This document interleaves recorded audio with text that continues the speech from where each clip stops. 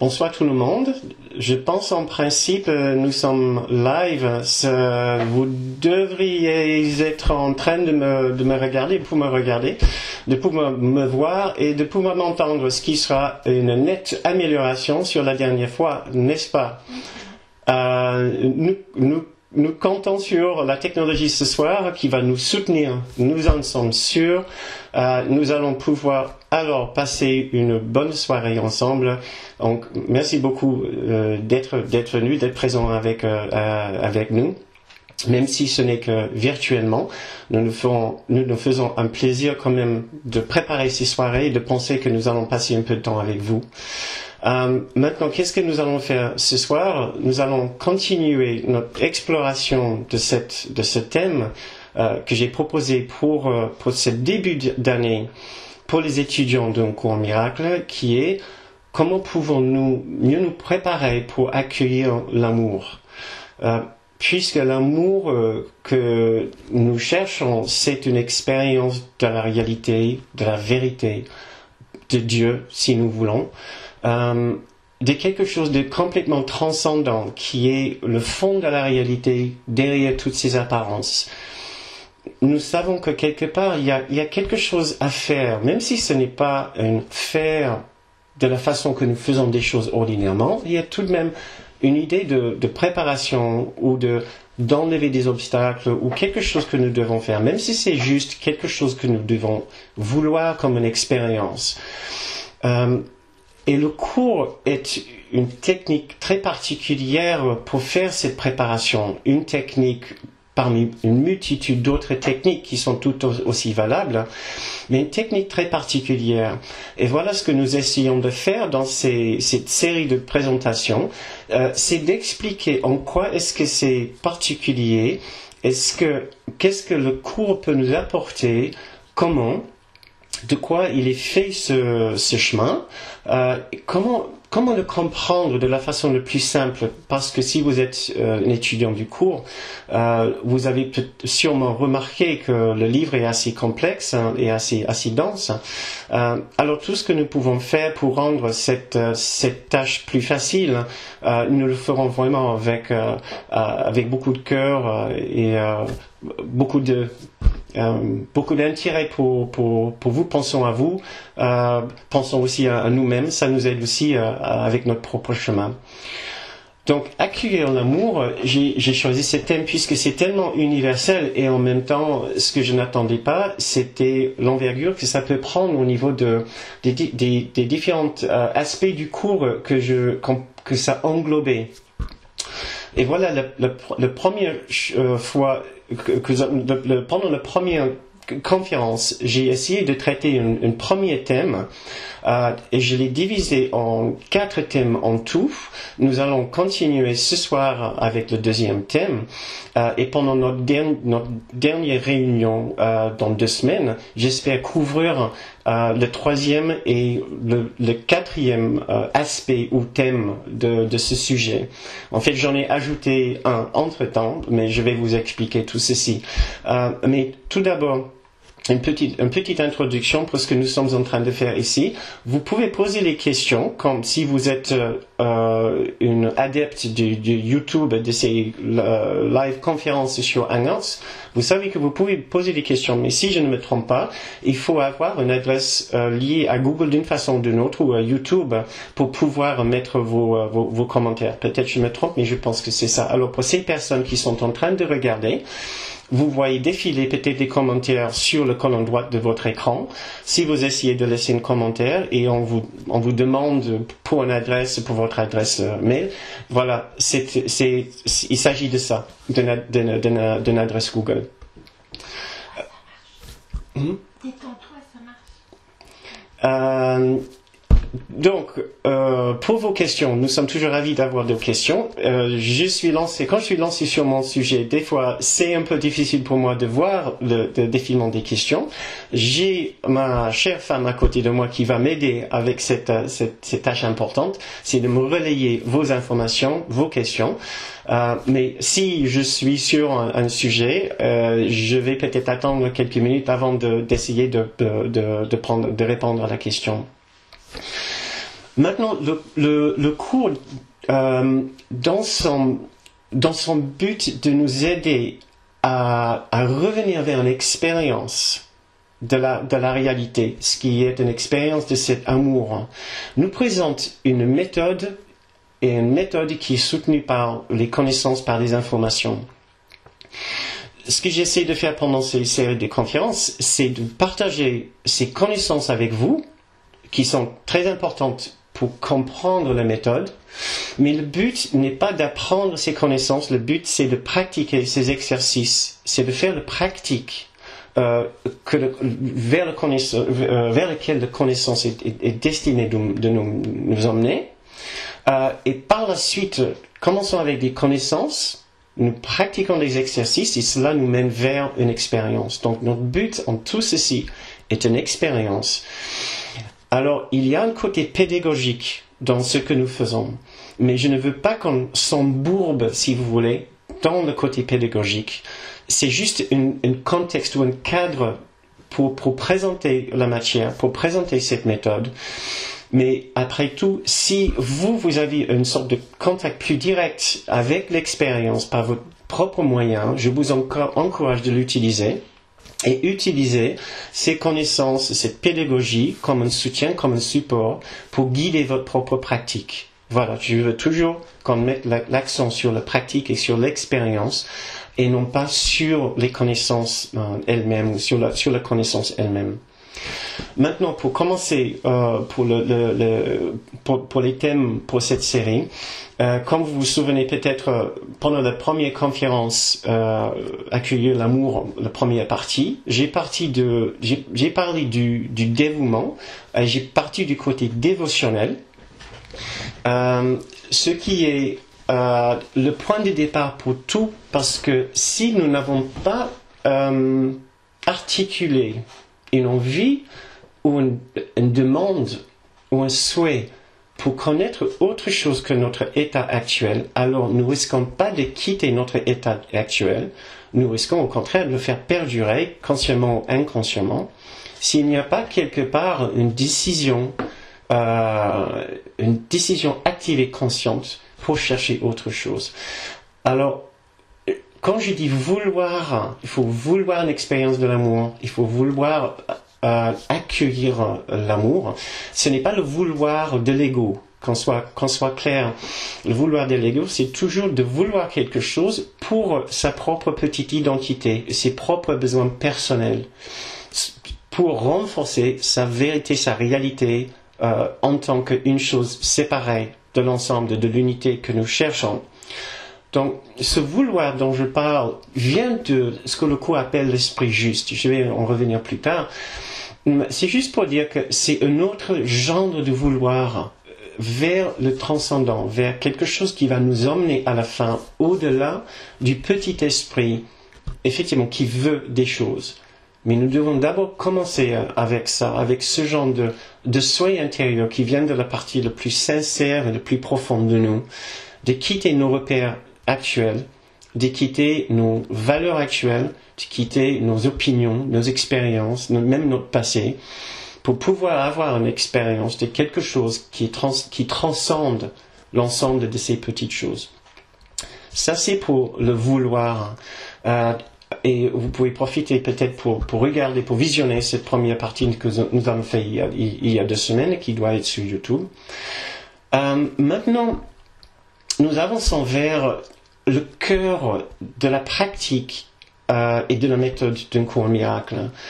Parce que si d'un côté, oui, nous acceptons que nous devons d'abord vouloir avoir une expérience de l'amour, et ça c'est tout à fait compréhensible, qu'on comprenne des parts, et nous continuons à travailler dessus. Il y a beaucoup de très belles leçons dans nos cours dans ce sens, surtout après les leçons 220 jusqu'à la leçon 305. Il y a beaucoup de très très belles méditations sur cet aspect de vouloir une expérience de l'amour. Mais ce n'est pas ça qui va nous emmener assez loin, d'ouvrir notre esprit suffisamment pour qu'on puisse avoir une expérience de cet amour qui est aussi une autre identité. C'est notre véritable identité. Donc nous demandons quelque part d'avoir une expérience d'une identité que dans l'existence, dont nous soupçonnons l'existence, mais une identité que nous ne connaissons pas encore. Et alors il va falloir qu'on fasse un autre travail, parallèle à ce travail de vouloir, puisque vouloir l'amour c'est une chose, mais si nous sommes obligés de vouloir l'amour d'un côté, c'est parce que quelque chose en nous n'est pas en train de le vouloir. Et si nous disons qu'il y a une partie de nous qui n'est pas en train de le vouloir, nous pouvons aussi dire, c'est parce que cette autre partie de nous est en train de vouloir autre chose à la place de l'amour. Si absolument tout en nous était parfaitement aligné sur l'envie de connaître à nouveau cette expérience resplendissante de la réalité, alors il y a une grande chance que nous aurons une expérience, ou même si elle est petite, de ce que cela doit être, cette magnifique réalité. Alors il y a quelque chose qui fait obstacle. Ce n'est pas une petite chose. Et le cours en parle beaucoup. On parle beaucoup parce que il s'est défini comme une technique qui regarde vers les obstacles qui entravent, qui nous empêchent d'atteindre cette magnifique clarté d'esprit. Un cours miracle n'est pas un cours sur l'amour. C'est pour ça que vous allez trouver très peu d'informations dans un cours miracle sur l'amour. Vous allez trouver beaucoup d'informations, beaucoup d'exercices et de pratiques par contre, sur les obstacles qui nous empêchent de le voir. Ce qui veut dire sur notre fonctionnement, sur la dynamique d'esprit qui nous domine inconsciemment, qui nous empêche d'ouvrir notre esprit d'une façon suffisante, avec suffisamment de volonté et de désir, de dévouement pour avoir cette expérience. Il y a quelque chose qui nous empêche. Et nous allons ce soir parler davantage de ce sujet, de cette partie-là, ce qui est le cœur du sujet, le cœur de la méthode d'un cours miracle. C'est aussi la partie que nous redoutons le plus, la partie qu'on peut considérer peut-être comme la plus difficile, parce que ça nous fait regarder vers tout ce qui est en nous, qui ne veut pas une expérience de l'amour, et qui veut vraiment savoir, qui veut vraiment connaître cette partie de soi, qui ne veut pas connaître l'amour parfait. Et si vous n'êtes pas sûr, si vous n'êtes pas d'accord avec moi, je vous demande juste d'attendre un petit peu et je vais vous faire un bon topo de ce que le cours a à nous dire par rapport à nos obstacles, la partie de nous qui ne veut pas y aller. Donc, ce que j'ai appelé le thème pour ce soir, c'est comment cesser de vouloir autre chose que l'amour. Parce qu'encore, c'est presque terriblement logique. Si d'un côté nous voulons l'amour, cela veut dire, et nous devons nous entraîner à vouloir l'amour davantage, cela veut dire qu'il y a une partie de nous qui n'est pas en train de le vouloir. Si nous ne sommes pas en train de le vouloir, ça veut dire que nous sommes en train de vouloir autre chose. Qu'est-ce que nous sommes en train de vouloir à cet instant précis? Qu'est-ce que moi je suis en train de vouloir? Qu'est-ce que je suis en train de chercher qui n'est pas cette resplendissante expérience de l'amour? Voilà ce que je propose de découvrir avec vous ce soir ou d'explorer avec vous ce soir. Tout d'abord, si vous ne connaissez pas encore très bien un cours miracle, il nous présente la problématique de l'esprit de cette façon. C'est que notre réalité est d'une unité, une unité parfaite, sans distinction, sans différence, sans différenciation. C'est un état d'être la plus grande paix, la plus grande plénitude, la plus grande innocence, pureté et sainteté. C'est entièrement transcendant, c'est entièrement immatériel et abstrait dans le sens que c'est non physique. C'est entièrement intemporel en même temps. Donc c'est complètement en dehors du temps et de l'espace. C'est la réalité, c'est notre réalité. C'est aussi notre identité avec une I majuscule. Parfois, vous allez m'entendre, on va appeler cela l'amour parfait, sinon l'unité parfaite. Le cours utilisant un langage chrétien comme le moyen symbolique de représenter sa méthode et son explication de la problématique, va appeler ceci Dieu, va appeler cette unité Dieu, le ciel, le royaume céleste. Mais nous allons aussi trouver, en anglais au moins, le mot oneness, ce qui est en français unité. Et il essaie très peu en fait de décrire ce que c'est cette fabuleuse expérience, cette fabuleuse chose que nous sommes dans notre aspect le plus transcendant. Et à un moment, il le décrit comme une unité jointe en un. Une unité jointe en un, sans distinction, sans différenciation. Donc nous ne pouvons pas comprendre ceci avec nos petits esprits, mais nous pouvons comprendre ce que nous sommes en train de faire pour nous empêcher de le comprendre. Et cela va à force commencer à déconstruire les barrières que nous avons montées contre la conscience de sa présence. Alors, la problématique se résume à ceci. Notre réalité est une unité parfaite et nous avons fait un choix de quitter cette unité. C'était un choix. Le début de notre situation actuelle de dualité, le début était un choix. Comme selon cet extrait que vous connaissez peut-être du cours, que nous citons très souvent, dans l'éternité où tout est un, c'est glisser une minuscule et folle idée de laquelle ce que nous sommes, ce que le cours appelle le Fils de Dieu, ne s'est pas souvenu de rire. C'est glisser une minuscule folle idée parce que nous l'avons choisi. La minuscule folle idée, c'était une pensée de séparation. Ce qui s'est passé au début, c'est tout simplement que nous avons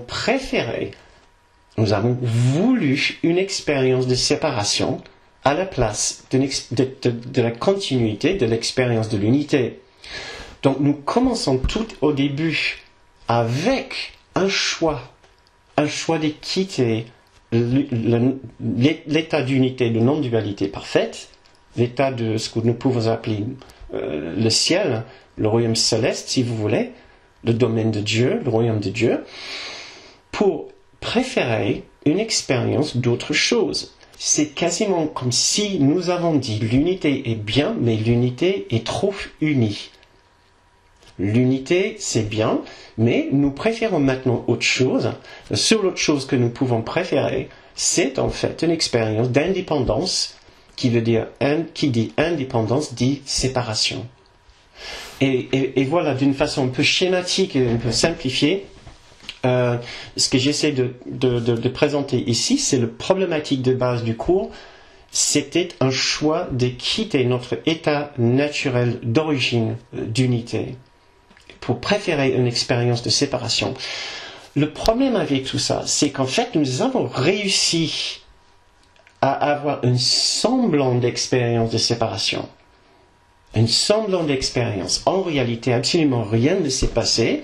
Comme vous savez peut-être de votre lecture du cours, le principe de l'expiation, c'est que ce qui n'est pas du tout ce que vous pouvez imaginer si vous avez si vous venez de la tradition chrétienne.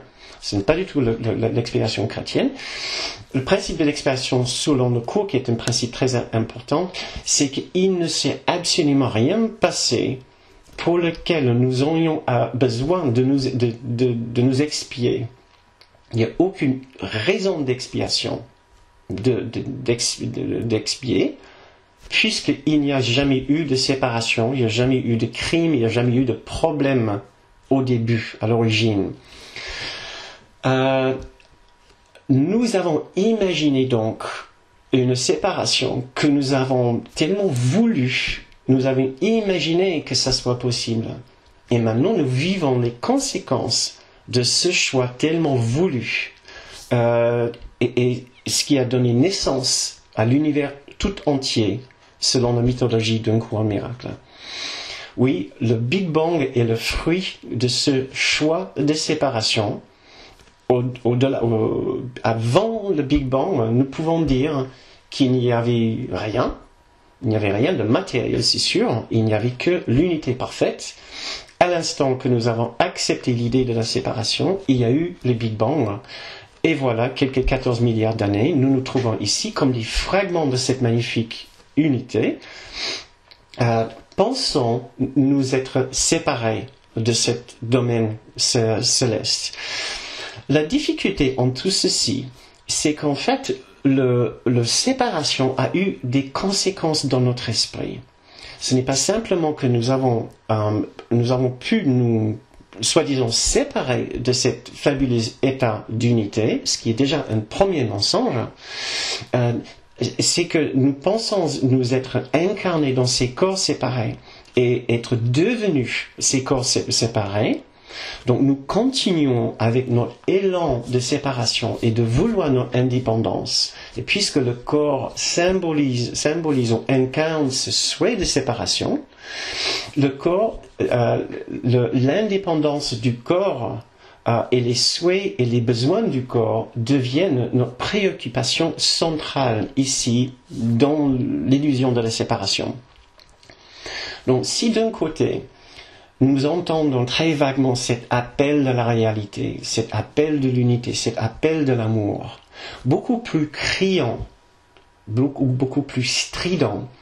Nous entendons autre chose, l'appel de nos propres besoins, de nos propres souhaits.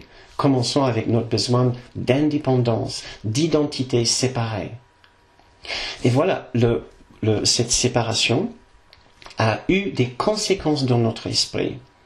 La première conséquence, bien sûr, c'est l'absence d'amour. On ne peut pas vouloir une séparation d'avec l'amour et garder l'amour. Il y a une absence. Il y a plusieurs absences. Et voilà ce que je vais vous présenter maintenant. C'est les choses que nous sommes en train de vouloir tous les jours, à chaque instant, à la place de l'expérience de l'amour parfait et uni. D'ailleurs, vous pouvez trouver une série de conférences sur ce sujet que je vais vous présenter maintenant d'une forme beaucoup plus synthétique sous le titre « Les 3 besoins » sur YouTube. J'ai fait un atelier d'après-midi. Nous avons divisé en plusieurs vidéos qui sont sur YouTube. La série s'appelle « Les 3 besoins ». La séparation a eu donc pour quelques conséquences assez dramatiques dans nos vies ici. Tout premièrement, nous avons perdu tout sens d'identité. Nous nous sommes perdus dans une fausse identité, puisque nous avons sacrifié, entre guillemets, notre véritable propre identité parfaitement unie, une identité avec une I majuscule, pour adopter une petite identité que nous pouvons appeler l'ego. Nous pouvons aussi appeler l'identité avec un petit i, et ce que j'appelle aussi très souvent le petit soi. Ce petit soi a besoin tous les jours de renforcer son sentiment d'être lui-même, d'avoir une identité, d'avoir une certaine validité, d'avoir une sorte d'existence personnelle. Et voilà, tous les jours, nous allons chercher de la reconnaissance, nous allons chercher des choses à l'extérieur de nous qui, d'une façon ou d'une autre, vont confirmer notre sentiment d'être nous-mêmes. Puisque en nous, il y a une absence ou un manque ou une terrible confusion par rapport à ce que nous sommes, quand on se lève le matin, au lieu de repenser à ce que nous avons dit déjà plusieurs fois, je veux l'amour, je veux l'amour parfait, je vais cloisonner ça à part de mon esprit, je vais dire non, je suis indépendant de l'amour, mais je suis indépendant, mais je ne suis pas complet. Il faut que je trouve mon identité ici sur Terre. Je vais me présenter au monde d'une certaine façon, et je vais espérer que la société, le monde extérieur, va confirmer d'une façon ou d'une autre ce que je pense être ou ce que je veux être. notamment par mon propre nom, par mon passé, peut-être par mon métier, pour mon rôle dans la société, de toutes les différentes façons dont je dispose de me présenter mon identité dans la société, je vais m'en servir dans le but de faire perdurer, de concrétiser, de galvaniser une idée de moi-même dans cette illusion bien loin de ma véritable réalité. Donc, tous les jours, je peux dire, premièrement, si je ne suis pas en train de vouloir une expérience de l'amour parfait, je suis en train de vouloir avoir et de chercher une expérience de mon identité personnelle et ce que le cours appelle particulière. Je suis en train de bâtir et faire perdurer ma particularité. Et vous allez trouver beaucoup d'informations dans le cours sur la particularité. Parce que c'est la particularité qui veut se mettre en travers notre souvenir de notre réalité, ce qui est l'amour parfait. C'est ce que nous sommes en réalité, toujours à chaque instant. Aucun rêve et aucune illusion de séparation peut détruire ce que nous sommes en réalité et peut nous changer en ce que nous ne sommes pas. Donc, premièrement, je vais chercher une façon, un moyen de valider la petite identité que je suis. Mais ce n'est pas tout. Et il y a aussi autre chose, une autre conséquence assez dramatique. C'est qu'en fait, en quittant le domaine parfait de l'amour absolu, j'ai quitté aussi le domaine de la sainteté, la pureté. Plus encore, ma séparation, mon choix de séparation de cet magnifique état, je vais percevoir, je vais l'intégrer dans mon esprit comme un horrible crime contre la réalité elle-même. Et c'est là où le cours a quelque chose d'important à ajouter à toutes les philosophies non duelles. Là où le cours dit que tout d'abord, la dualité est l'issue d'un choix. Ce n'est pas un accident, mais c'est un choix actif, que ce soit conscient ou inconscient. C'est un choix.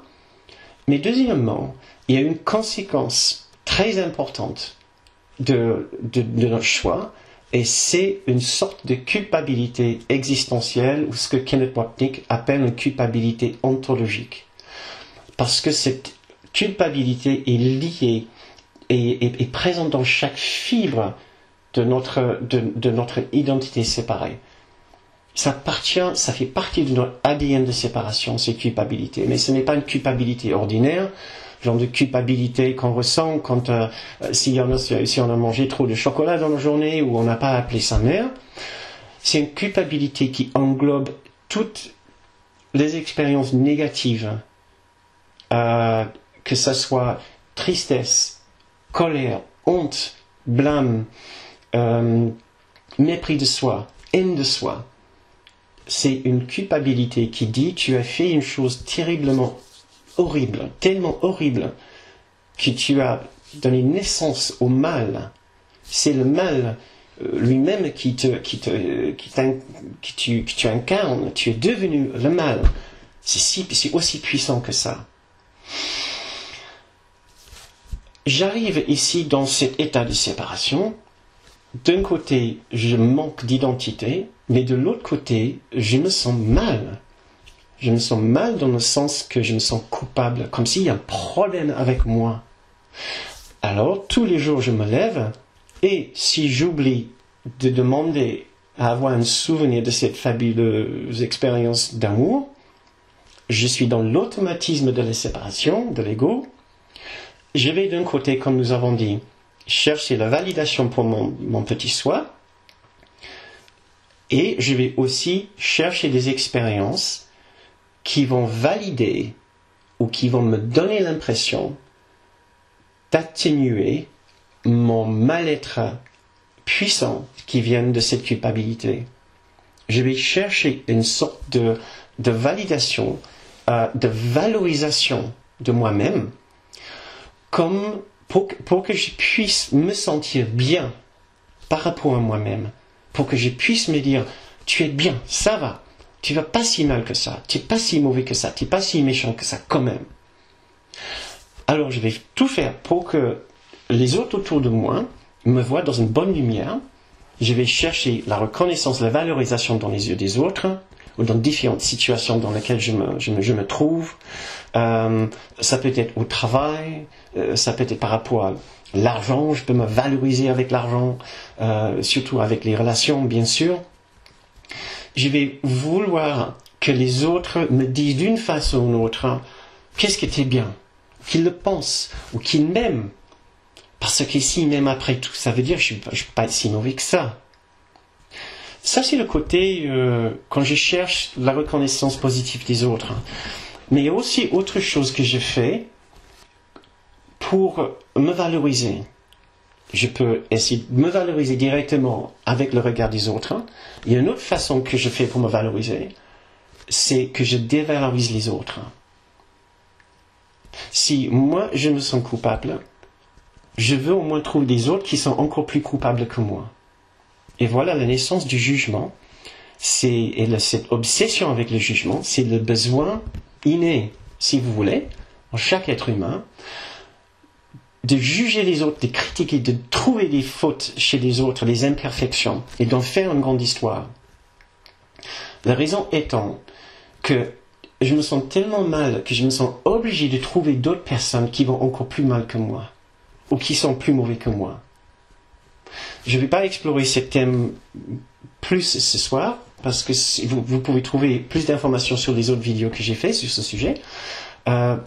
C'est juste pour mieux expliquer cette question comment accueillir l'amour, je vais devoir regarder clairement mon besoin de me valoriser, soit positivement en cherchant la reconnaissance des autres, ou soit négativement en dévalorisant les autres. C'est ça que je cherche tous les jours si je ne suis pas en train de chercher activement la présence de l'amour. J'ai dit tout à l'heure, nous devons voir qu'est-ce que nous sommes en train de chercher tous les jours si nous ne sommes pas dévoués à 100% à cette expérience d'amour. Je dis premièrement, nous sommes en quête de reconnaissance de notre petite identité, et deuxièmement maintenant, nous sommes en quête d'une sorte de fausse innocence, ce que le cours appelle la face de l'innocence. Je suis en quête du regard de l'autre qui affirme que je suis bien, et de trouver aussi les personnes que j'estime vont moins bien que moi. Et c'est une obsession de chacun. Il ne faut pas qu'on le sous-estime, il faut qu'on le comprenne. Et il faut qu'on commence à avoir beaucoup de compassion envers nous-mêmes, pour nos délires dans cette illusion de séparation. Et aussi, bien sûr, après, ça sera une question de développer de la compassion pour d'autres personnes. Pour les autres que nous voyons sont perdus dans ces délires de jugement, de séparation, différenciation, de valorisation de soi, de chercher la reconnaissance. Ça, c'est juste les deux premières choses que nous cherchons à la place de l'amour. Il y a un troisième. Donc, ça, on a déjà fait un bon chemin, mais voilà, il faut qu'on couvre aussi le troisième, qui englobe en fait deux aspects.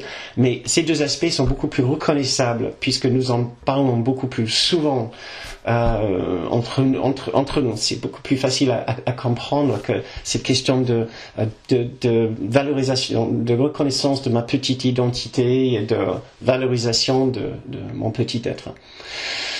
Quand nous sommes partis de cette magnifique état d'unité parfaite, qui était un domaine de plénitude où il ne manquait absolument rien, nous avons sacrifié justement cette expérience de plénitude. Nous vivons ici dans une expérience de manque. Il nous manque tout le temps. Et nos corps sont le symbole de ce manque, parce que nos corps manquent pour tout le temps. Et si j'ai assez maintenant, il suffit d'attendre quelques heures et il va me manquer de la nourriture. Il va manquer une boisson. Il va me manquer quelque chose. Nous sommes des machines à manquer. Il nous manque tout le temps. c'est une expérience complètement opposée de l'expérience de notre réalité au sein de cette perfection, d'unité de perfection. Tous les jours, si je ne suis pas en train de vouloir avoir une expérience de cet amour dont nous avons parlé maintenant, alors je suis en train de chercher autre chose. Ça sera de la reconnaissance, ça sera la valorisation et ça sera la satisfaction de mes besoins, de tous mes besoins. Peu importe, j'ai beaucoup de différents besoins. Je vais espérer à la fin d'aujourd'hui d'avoir satisfait un certain nombre de ces besoins. Et je vais me servir de tout ce que je peux pour la satisfaction de mes besoins. Et tout ce temps-là, je suis en train d'ignorer qu'il y a une perfection présente avec moi, avec nous, à chaque instant.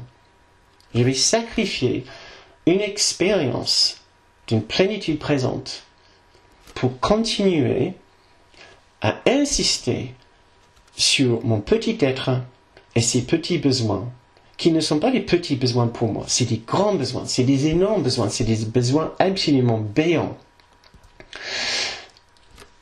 Et en même temps, je vais mettre une importance exagérée et extraordinaire sur le futur. Le futur devient pour moi l'endroit de la satisfaction de mes besoins, de tous mes besoins. Pour la reconnaissance, pour la valorisation, pour la satisfaction de mes besoins. Si je n'ai pas ce qu'il faut pour moi maintenant, ça sera plus tard, ça sera ce soir, quand je suis en repas en famille, quand je sors avec les amis. Ça sera demain, parce que c'est vendredi aujourd'hui, et demain c'est samedi. Qu'est-ce que je vais m'éclater? J'ai eu une semaine horrible. Je vais aller faire des courses jusqu'à ce que c'est la période des soldes. Je vais claquer l'argent. Je vais me faire plaisir. Je m'en fous. Ça sera le plaisir, le bonheur que nous cherchons, c'est toujours dans l'avenir. Ce n'est jamais ici, à cet instant présent. Nous pouvons dire ainsi que nous avons 3 domaines ou 3 familles de besoins, de reconnaissance, de valorisation et de satisfaction de nos besoins. Et nous éprouvons ces 3 familles de besoins dans 4 domaines de nos vies. Et ça, encore, je ne vais pas vous apprendre grand-chose. C'est dans nos relations. Je me demande si je ne vais pas même le noter ici sur l'écran, peut-être, sous le tableau. D'accord.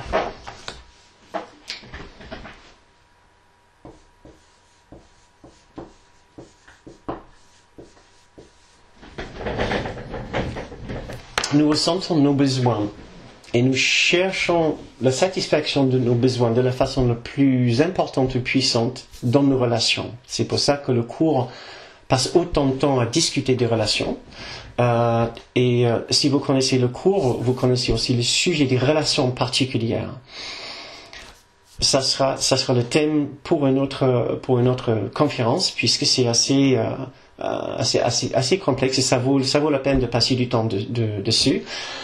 Ça suffit pour l'instant juste de dire que notre besoin de reconnaissance, de valorisation, de satisfaction de nos besoins, vous pouvez imaginer relativement facilement comment ces 3 besoins peuvent jouer dans nos relations, soit avec nos partenaires de vie, avec nos enfants, avec nos parents, avec nos collègues au travail, même avec les personnes que nous ne connaissons pas personnellement, comme les chefs d'État, comme les responsables dans notre commune.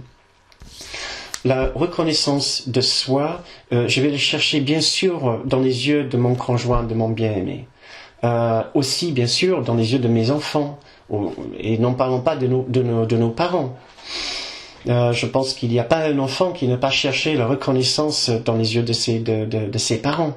Et c'est peut-être, vous souvenez-vous quand même que les adultes ne sont que des grands enfants.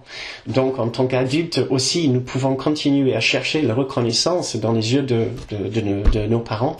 C'est une chose assez c'est compréhensible. Ça semble bien compréhensible dans ce monde ici.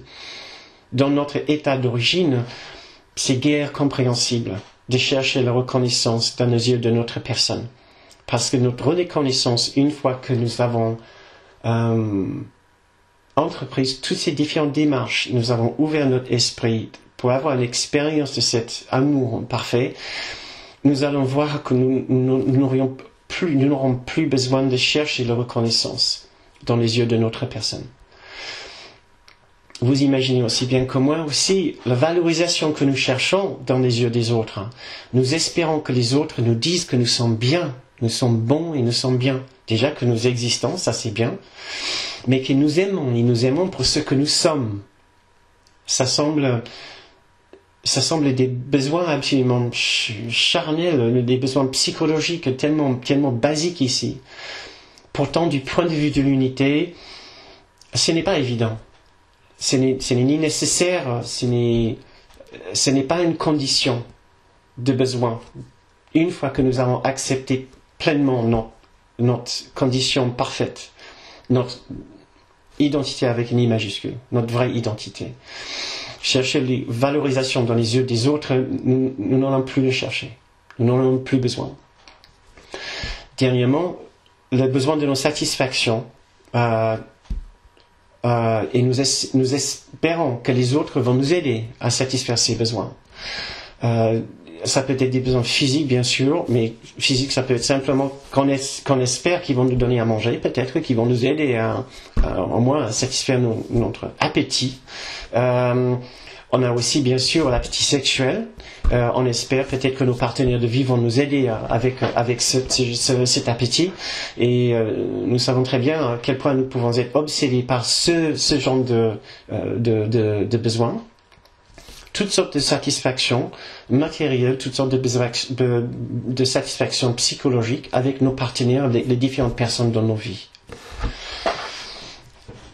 Ça, c'est un domaine d'expérience où nous éprouvons nos besoins. Une deuxième, c'est le travail. C'est le domaine du travail.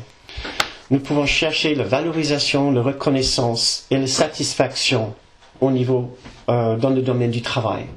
Nous pouvons chercher cette satisfaction par notre expression professionnelle, en s'épanouissant dans un métier. Mais encore, je veux pas trop passer trop de temps sur ces différents sujets. Pour avancer un petit peu, je continue.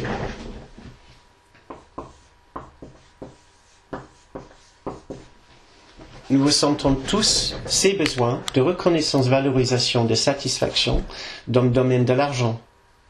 Ça, là encore, peut-être on n'a pas besoin d'en parler en long et en large. La personne qui cherche la reconnaissance pour tout cet argent qu'il a, la personne qui cherche de la valorisation, je dois être une bonne personne parce que j'ai beaucoup d'argent. Et la personne qui cherche la satisfaction, bien sûr, avec tout l'argent qu'il a. L'inverse aussi. La personne qui se dévalorise parce qu'il n'a pas assez d'argent. Je suis un pauvre minable parce que je n'ai pas d'argent. La personne qui pense qu'il n'existe pas parce qu'il n'a pas d'argent ou qui n'est pas satisfait parce qu'il n'a pas d'argent. Dernièrement, le domaine de la santé.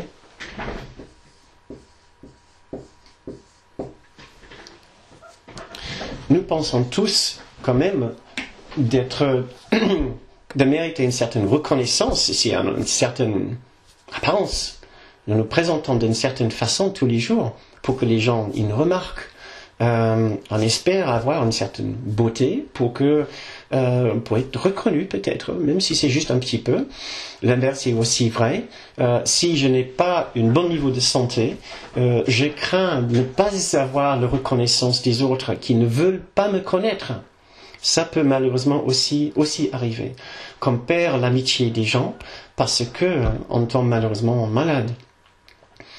Et ça peut faire mal pour notre petite identité, bien sûr. Après, nous avons valorisation. Je peux me valoriser parce que j'ai une physique particulière, ou je peux me dévaloriser parce que j'ai une physique particulière.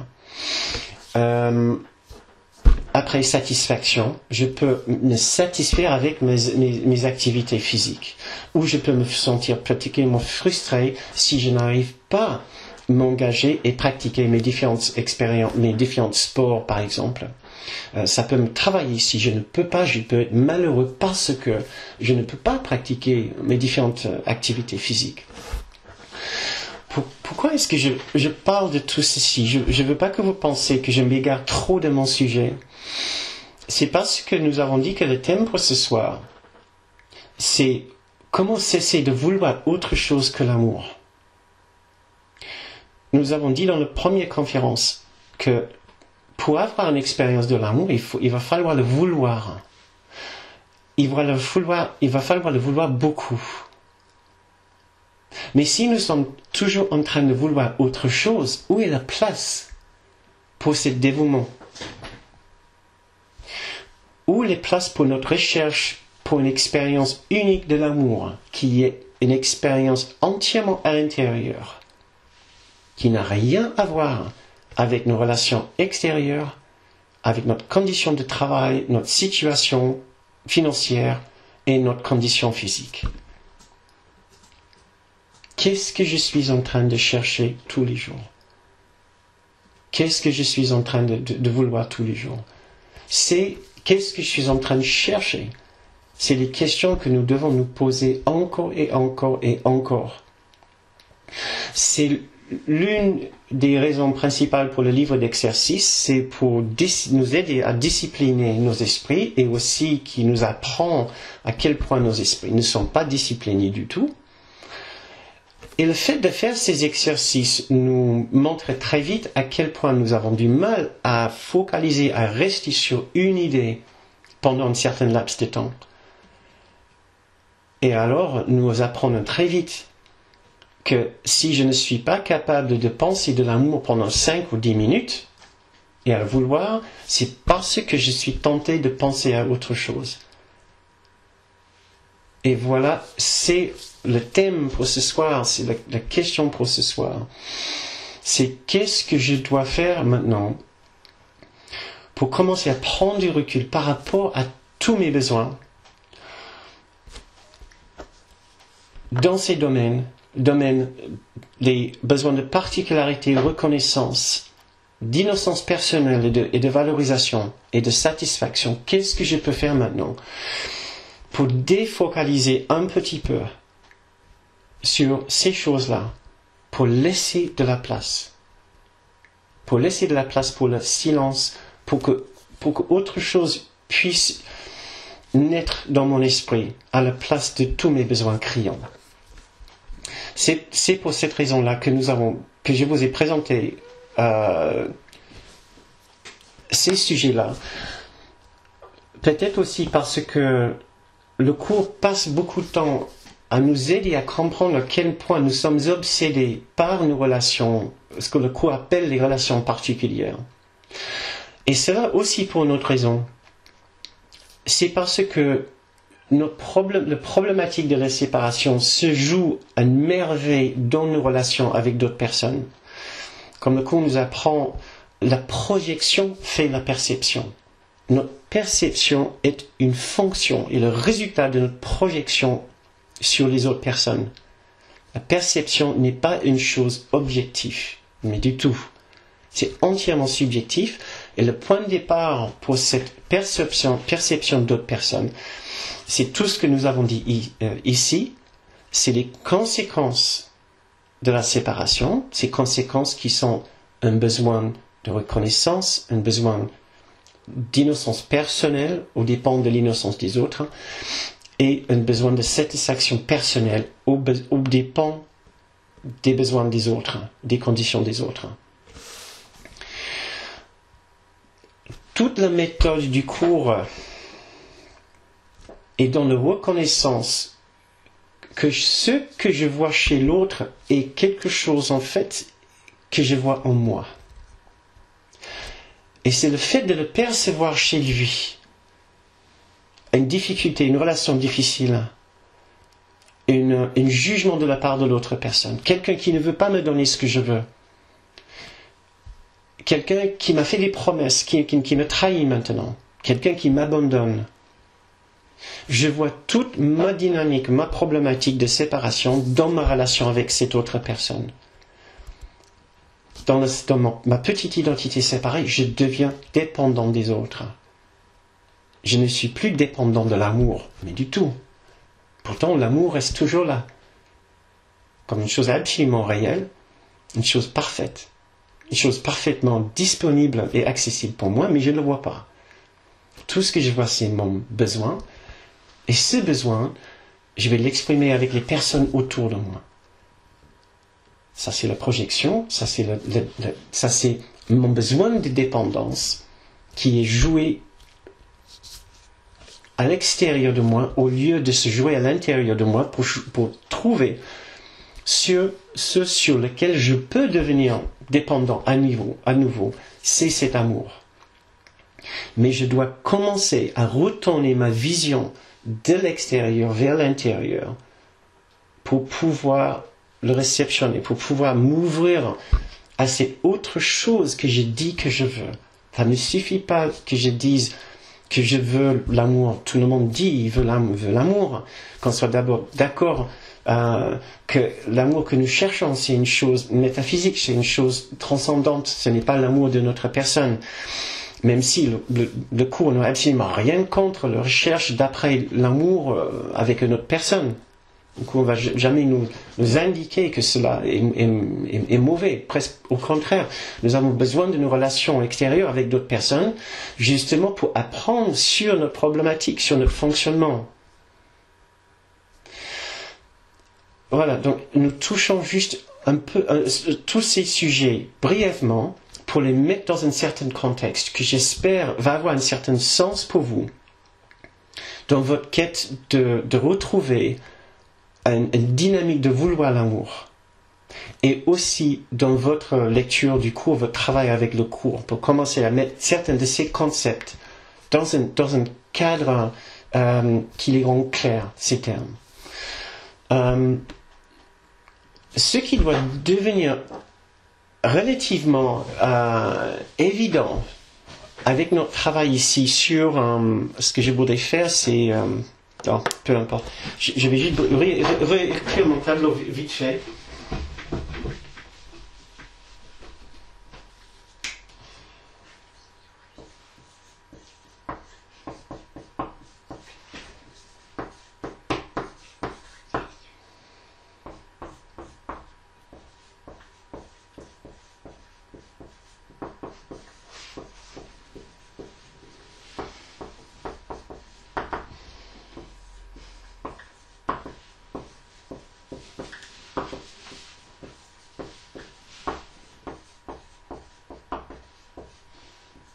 Désolé, je ne veux pas que ça semble pédagogique, mais parce que c'est pas mon but de faire le prof.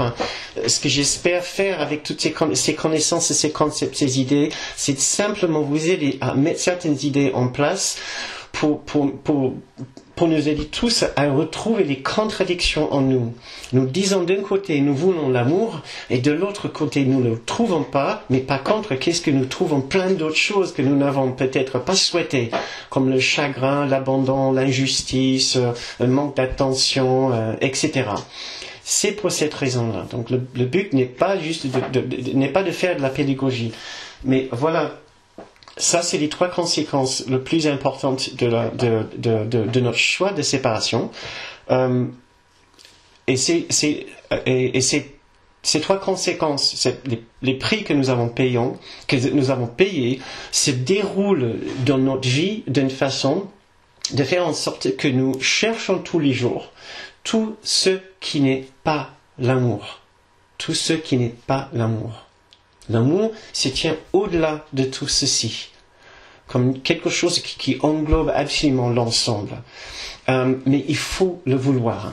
Maintenant, vous imaginez bien ce que c'est le monde pour ceux qui sont complètement fondus dans l'illusion, avec ses besoins, avec ses domaines.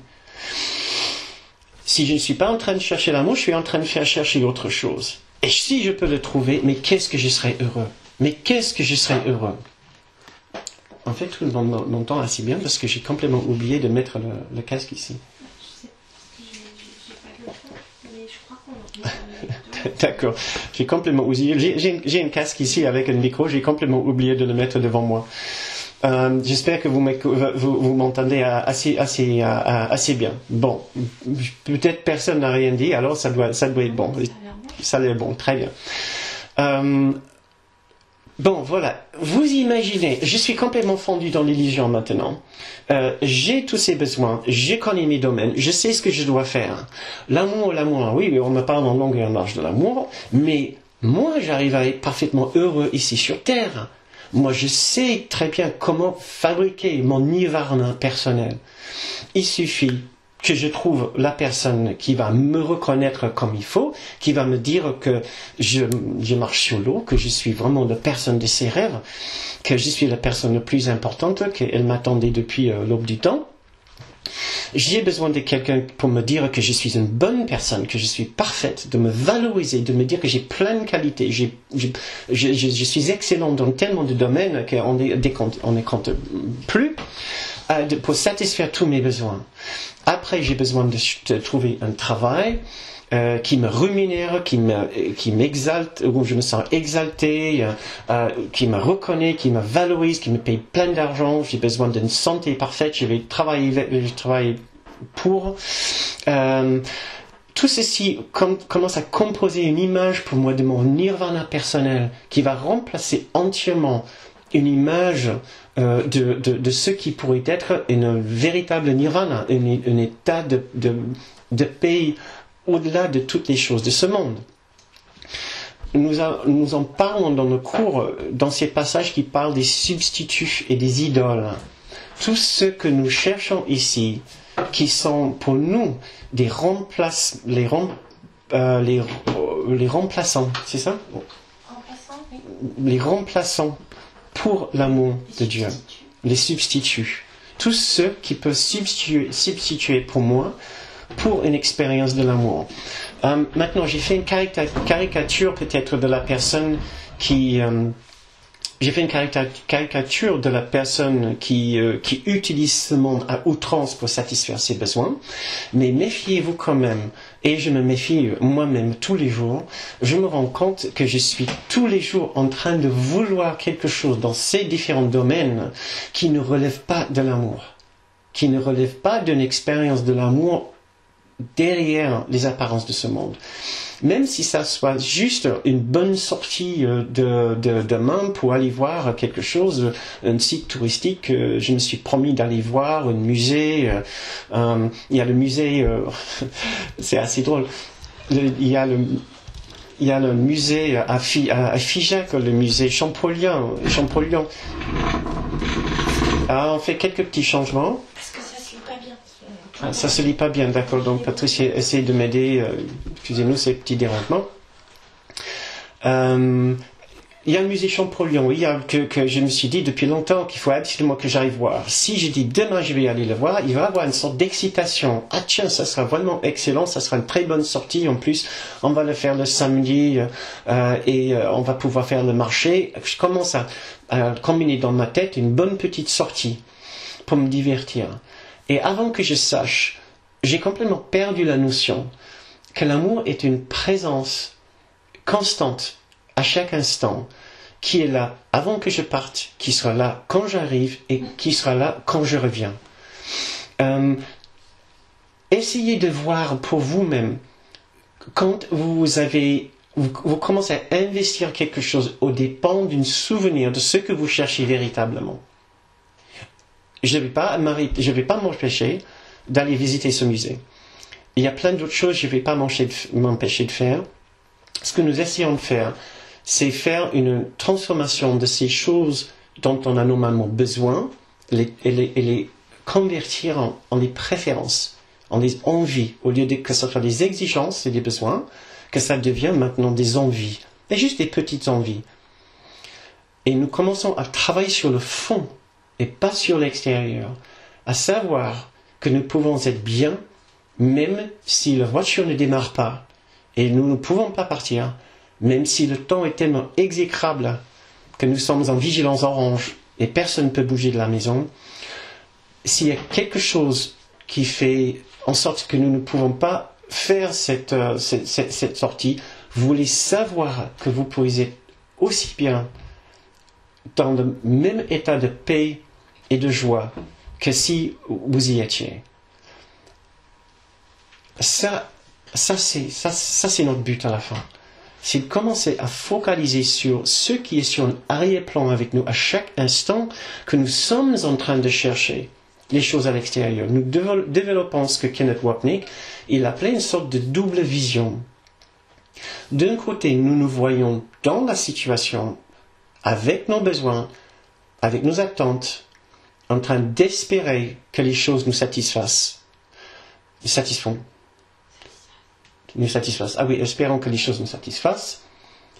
Et de l'autre, nous nous regardons faire. Nous sommes conscients de notre illusion, de notre délusion, de notre fausse idée que c'est cette chose-là qui va nous combler et qui va substituer d'une façon adéquate pour la présence et le souvenir de l'amour parfait dans mon esprit, dans notre esprit. Nous voyons faire, nous voyons notre délire en train de dire, si seulement je peux aller au bord de la mer ce week-end, mais ça sera merveilleux en plus et il prévoit vraiment du beau temps. Qu'est-ce que je serai heureux. Combien de fois nous nous disons, mais qu'est-ce que je serai heureux si. Voilà, nous voulons juste devenir conscients de ceci, devenir conscients de notre conception de notre nirvana personnel. Comme si une fois que nous avons atteint toutes ces différentes conditions dans notre vie extérieure, nous serons enfin heureux. Et maintenant, je veux qu'on s'intériorise quelques instants. Je vais vous poser des questions. Je vais me poser ces questions en même temps. Je veux qu'on réfléchisse à ça. C'est des questions qui vont nous aider juste à faire ce contraste, à commencer à faire marche arrière par rapport à notre préoccupation avec l'extérieur, avec tout ce que nous cherchons à la place de l'amour. Première question. À quel point est-ce que je veux encore ces différentes choses dans ma vie et que j'ignore ce que l'amour peut me donner?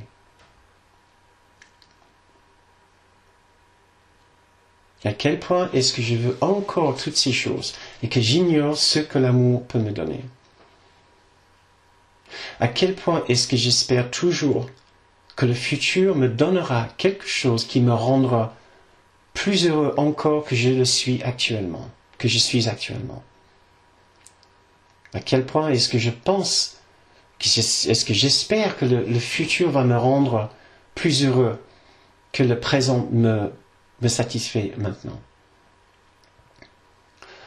Et cela au niveau de mon travail, au niveau de mes relations, au niveau de ma santé, au niveau de ma condition financière. Et même au niveau du monde en général. Combien d'entre nous espèrent qu'un jour, nous vivrons dans un meilleur monde, dans un monde meilleur.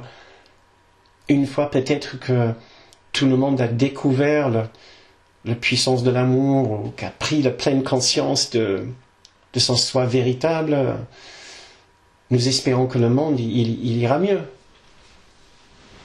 Mais à chaque instant que nous disons « Ah, qu'est-ce que ça serait bien de vivre dans un monde futur tel que celui-là », nous sommes en train de faire le sacrifice de quelque chose actuellement présent. À quel point est-ce que je suis toujours en train de dire « Ce moment ici, cet instant présent, ne suffit pas et ne contient pas ce que je cherche. »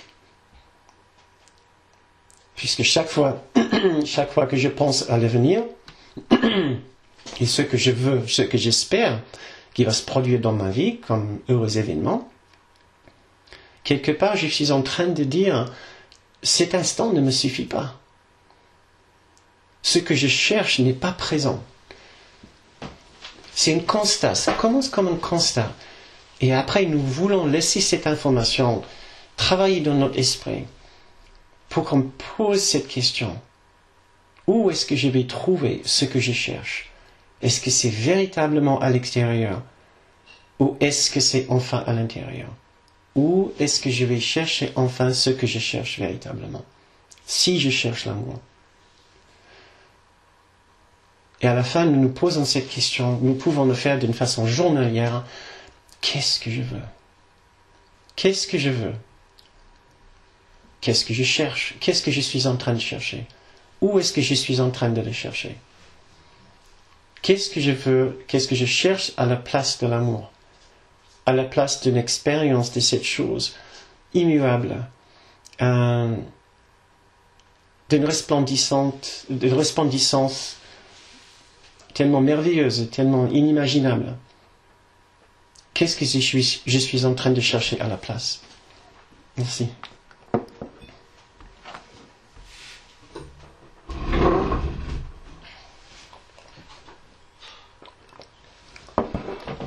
Donc, nous avons déjà fait une bonne petite partie de ce que j'ai prévu pour ce soir. On n'est pas encore fini. Il reste juste quelques petits points que je voulais explorer avec vous parce que le sujet en vaut la peine. Mais tout d'abord, pour développer cette question, où est ce que je cherche? Où est-ce que je vais le trouver, ce que je cherche? Ça me rappelle un exercice qui est pratiqué dans le milieu bouddhiste, si je ne me trompe pas. J'ai lu un livre de Jack Cornfield, The Path with Heart. Je pense que ça s'appelle, il y a un moment maintenant. Et j'étais frappé par cet exercice qu'il appelait the body spot, the body ou the Buddha spot, le point body ou le point Bouddha. L'exercice consistait à imaginer, à méditer sur l'endroit où le Bouddha s'est éveillé. Et de s'imaginer qu'on est assis à cet instant, à cet endroit, à ce point, à cet endroit. Lui, il a vécu son éveil à cet endroit où je suis assis maintenant, où vous êtes assis maintenant. C'est là où il a vécu son éveil et c'est là où vous pouvez vivre aussi votre instant d'éveil. Nous pouvons aussi prendre cette idée du point body, du point Bouddha, et trouver un autre qui est de l'instant Bouddha, ou l'instant body, puisque le cours a son équivalent de ceci, c'est l'instant saint. Si nous disons, je suis assis ici à l'endroit où le Bouddha, il atteint l'éveil, nous pouvons dire que c'est à cet instant ici qu'il a atteint l'éveil. Que cet être que nous appelons le Bouddha, il a atteint son éveil. Nous pouvons dire pour nous, dans cet instant, c'est ici, maintenant, que je peux atteindre mon éveil. Je peux accéder à cette expérience de la vérité sublime que j'ai toujours cherchée, à cet endroit et à cet instant. Je trouve que c'est un exercice que nous pouvons pratiquer encore et encore, qui nous aide à faire ce décalage, à trouver cette distance, cette double vision avec notre activité frénétique extérieure, pour pouvoir se recentrer à l'intérieur, pour revenir pour dire où est-ce que je suis? Est-ce que je suis dans l'extérieur ou est-ce que je suis à l'intérieur? Et ça peut vous rappeler peut-être aussi un exercice pratiqué par les hindous, qui est l'exercice du neti-neti, qui veut dire pas ceci, pas cela. La réalité n'est pas ceci, la réalité n'est pas cela. Je ne suis pas ceci, je ne suis pas cela. Il pratique cet exercice à longueur de journée, heure après heure, minute par minute, en regardant absolument tout qui traverse leur champ de vision. Et ils se disent, ceci n'est pas la vérité. Pas ceci, pas cela. Et dans le cours, nous avons une idée pareille de faire cet exercice en regardant l'extérieur, en disant que ce n'est pas ici que je vais chercher, que je vais trouver ce que je cherche. Ce n'est pas dans cette relation, ce n'est pas ici à l'extérieur. D'une façon ou d'une autre, ce n'est pas dans un monde d'illusions que je vais trouver ce que je cherche. Ce qui ce qui nous aide avec le thème de notre soirée, pour apprendre ce que nous devons faire pour mieux accueillir l'amour. Et là, je vais vous relire un extrait que je vous ai présenté le premier jour. En fait, c'était dans l'email que je vous ai envoyé il y a quelques temps maintenant. Un extrait du cours, je vais vous lire. Cette année est donc le temps de prendre la décision la plus facile à laquelle tu aies jamais été confronté, qui est aussi la seule. Tu traverseras le pont et entreras dans la réalité de l'amour, simplement parce que tu reconnaîtras que Dieu, ou l'amour, est de l'autre côté. Je vais relire. Tu traverseras le pont et entreras dans la réalité simplement parce que tu reconnaîtras que Dieu et l'amour est de l'autre côté, et Dieu, amour, est de l'autre côté. Je finis la phrase, et que rien du tout n'est ici. Et que rien du tout n'est ici. La dernière phrase de ce paragraphe, il est impossible de ne pas prendre la décision naturelle quand cela est compris. Mais c'est là où ça coince. C'est là où c'est particulièrement difficile. Et que rien du tout n'est ici. Mais qui entre nous pense vraiment que rien du tout est ici? D'abord, d'accord, je peux commencer à comprendre que peut-être je ne vais pas trouver l'amour que je cherche à l'extérieur de moi, ou le bonheur. Mais quand il dit ici que je dois apprendre à reconnaître que rien du tout n'est ici, mais moi je fais partie de cet ici. Je pense que je fais partie de l'ici, et ici, de mon terrestre.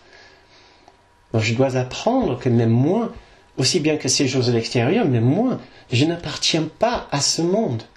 J'appartiens à un autre monde.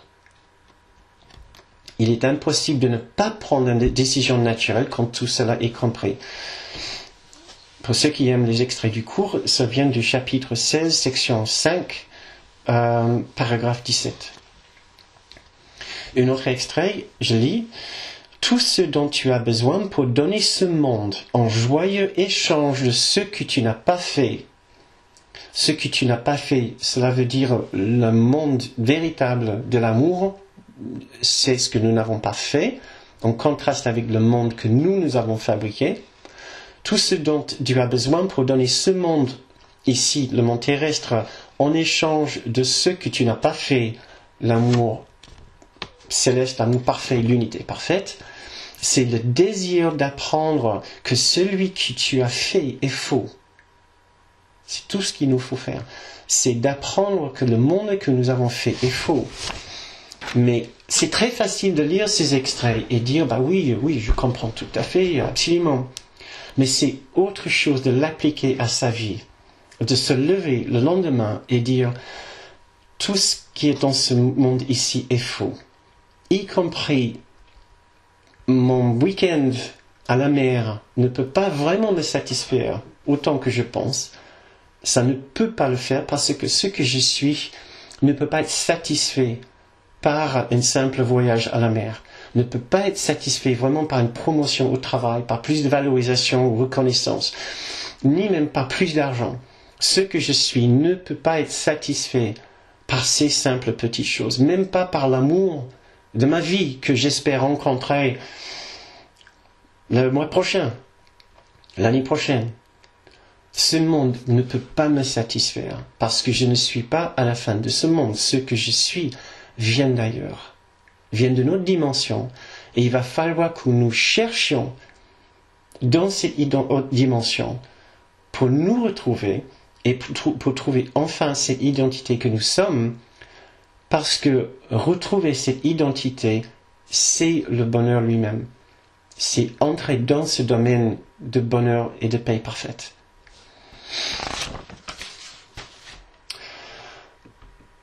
Je peux dire, après tout ça, je comprends Bernard, vous pouvez me dire, mon chant n'est pas parfait. Je veux encore des choses et même plein de choses ici.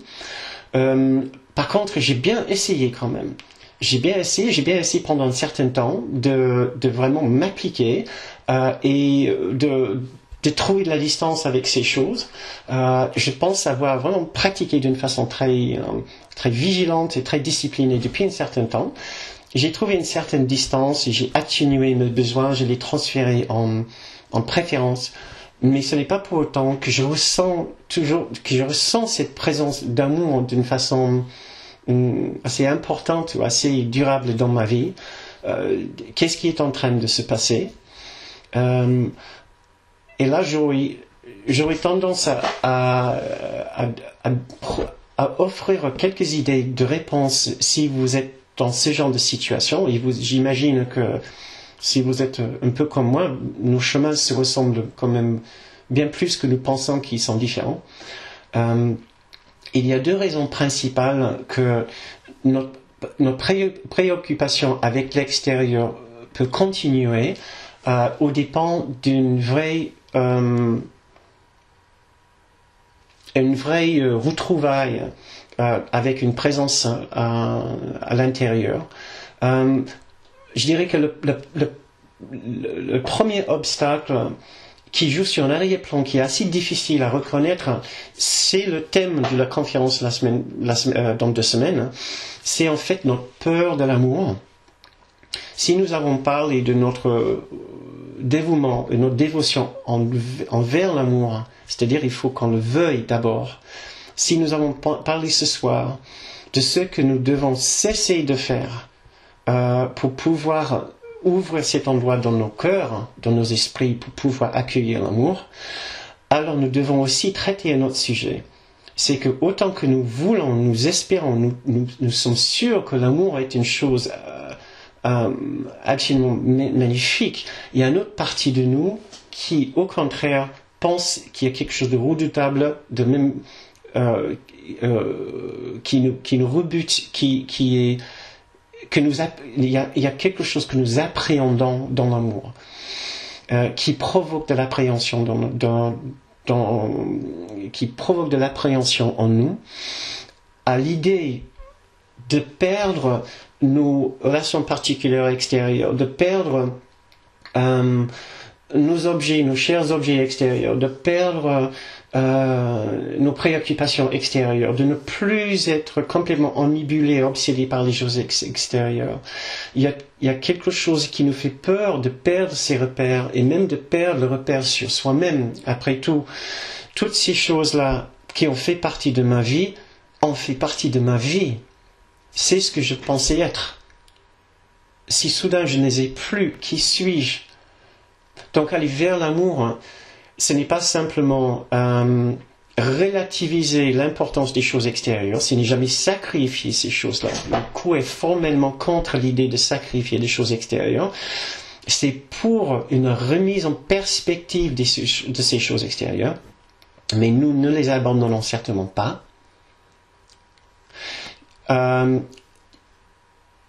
Au fur et à mesure que je prends de la distance avec ces choses, j'ai l'impression que je commence à détricoter quelque chose. Et je détricote effectivement mon sentiment d'être moi-même. Aller vers l'amour, c'est quitter une ancienne identité. Et ça peut provoquer en nous une peur intense. Mais c'est le sujet pour la prochaine conférence. L'autre chose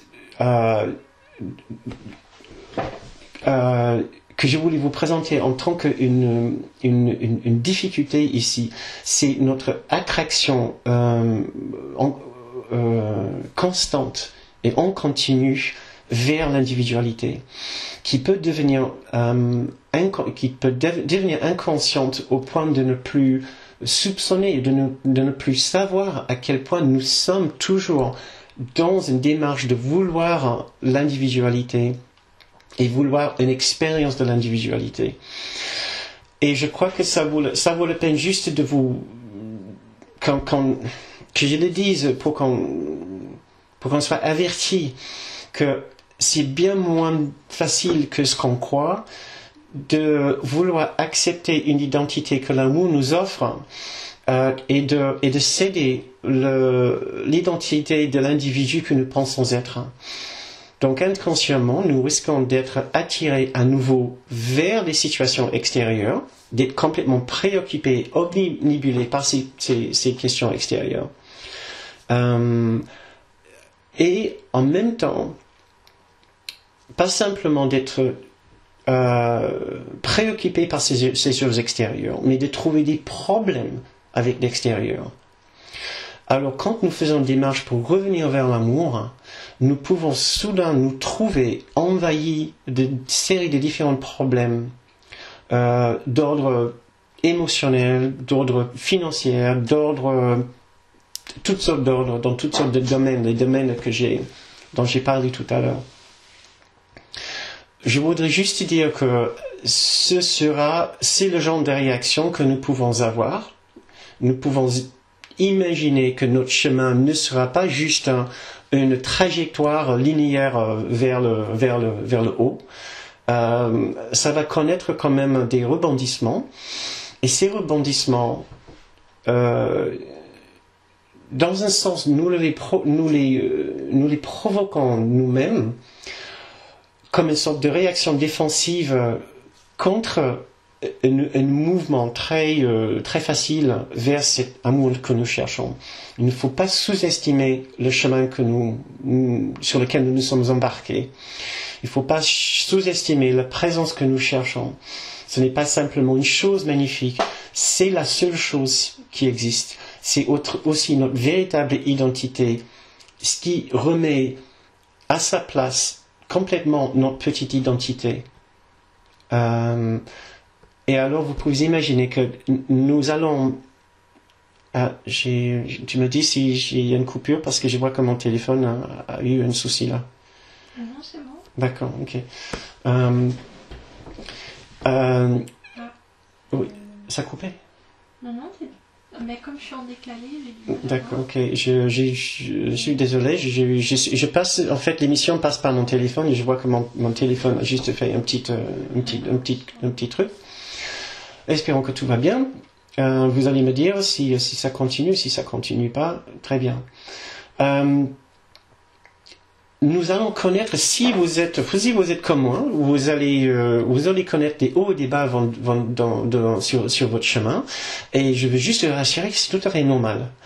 C'est normal dans le sens que une partie de nous va commencer à prendre conscience de notre objectif, de notre but et de la dimension du travail que nous faisons, de la dimension de cette chose que nous cherchons. Et c'est très impressionnant pour une partie de nous. Et quand nous en prenons un peu peur de cette démarche, de cette chose que nous cherchons, nous risquons de provoquer ces pics d'émotion ou ces coups de gueule ou ces coups d'émotion ou une sorte d'hypersensibilité dans certaines situations qui sont parfois vraiment très imprévisibles. Nous pouvons connaître des sauts d'humeur ou des émotions assez violentes. Donc c'est juste pour dire que il y a différentes choses qui peuvent survenir, qui peuvent vous faire penser que relativiser nos besoins extérieurs va pas se faire d'une façon aussi linéaire et tranquillement que ce qu'on croit. D'un côté, je vous dis, voilà, c'est ce que nous devons faire. Nous devons mettre en question toute notre recherche pour une satisfaction extérieure, ce que nous cherchons à la place de l'amour. Mais de l'autre côté, j'ai envie de vous dire que ça va pas se faire aussi facilement que ça. Il faut avoir de la compassion avec nous-mêmes et beaucoup de patience et beaucoup de compréhension parce que nous pouvons connaître effectivement différentes aléas sur ce chemin dans cette démarche globale de vouloir nous séparer de l'extérieur en termes... C'est une séparation dans le sens que nous donnons moins d'importance à ce qui est à l'extérieur dans sa capacité de nous satisfaire. Ce n'est pas moins important dans le sens qu'on va s'en occuper moins, certainement pas. Il y a des choses, une maison, il faut s'en occuper. Même une relation, il faut s'en occuper. Mais on va on va apprendre à compter moins dessus pour notre satisfaction. Le processus qui va nous aider à faire ceci, c'est la méthode du pardon, selon un cours en miracle. C'est la technique clé, c'est la technique vers laquelle tout revient, toutes ces différentes démarches et exercices reviennent. C'est parce que le pardon est la remise en question de nos problèmes. Le pardon commence toujours avec une idée de gêne quelque part. Une idée de gêne quelque part, et c'est là où nous revenons sur cette leçon 5 qui dit « Je ne suis jamais contrarié pour la raison à laquelle je pense, mais je dois tout d'abord savoir si je suis contrarié, dans quel état d'esprit je suis. Je constate mon état d'esprit, je veux savoir si je suis en paix, si je suis dans l'amour ou non. Rien ne peut commencer sans cette première étape. Je dois au moins devenir conscient de comment je suis, qu'est-ce que je ressens, honnêtement, franchement, honnêtement avec moi-même.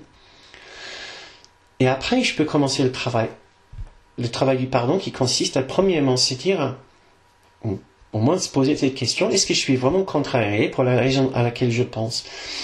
Est-ce que je ressens cette injustice pour la raison à laquelle je pense? Est-ce que je suis gêné par cette personne, par la raison à laquelle je pense? Le cours va toujours nous dire non, il y a une autre raison. Et cette raison, c'est parce que vous êtes séparés de votre propre réalité dans l'amour avec Dieu.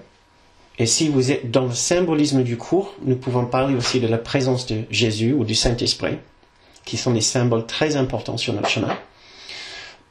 Important parce qu'il nous aide. Il nous aide. Ça, c'est les premières démarches. Et après, nous continuons avec cette remise en question de notre gêne, de notre problème. Et nous trouvons à la fin que notre blessure ou notre gêne était simplement le résultat de notre mauvais choix, qui revient à notre sujet pour ce soir, qui revient à notre mauvais choix de nous sentir séparés de cette fabuleuse présence d'amour qui est avec nous à chaque instant, Donc voilà ce que j'ai voulu partager avec vous ce soir pendant cette présentation. Il y a un peu d'information, c'est vrai, mais souvenez-vous, le but n'est pas de rester avec l'information, ce n'est pas de l'apprendre par cœur, hein. C'est que pour vous guider vers cette question fondamentale. Ces questions fondamentales, qu'est-ce que je ressens? Pourquoi est-ce que je le ressens? Qu'est-ce que je suis en train d'espérer? Qu'est-ce que je suis en train de chercher? Est-ce que je suis en train véritablement de chercher ce que j'ai dit va me rendre le plus heureux au monde? C'est cette expérience sublime d'un amour au-delà de tout dans ce monde ici. Donc je pense qu'on va arrêter là au moins la partie formelle, la partie présentation pour ce soir, et je voudrais bien répondre à vos questions si vous en avez. Je ne sais même pas si vous en avez, vous nous en avez peut-être partagé quelques questions. Non. Que pourrais-tu vouloir que le pardon ne puisse donner? Voilà, merci Guy. Veux-tu la paix, le pardon l'offre? Veux-tu le bonheur, un esprit tranquille, une certitude quant au but et un sentiment de valeur, etc. Merci. Tu nous rappelles aussi, Guy, en même temps, de quelle leçon ça vient? C'est le 84, je ne me souviens pas. Ça, c'est le premier paragraphe d'une magnifique leçon sur le pardon. Allez Guy, tu vas pas nous le dire, hein? Non? 122, c'est ça? D'accord. Je suis en train de lire les commentaires sur le côté de l'écran. Si j'espère que vous les avez et vous les partagez. Patrick, bonsoir. Comment vas-tu? Pourquoi ne suis-je pas conscient de la peur de l'amour?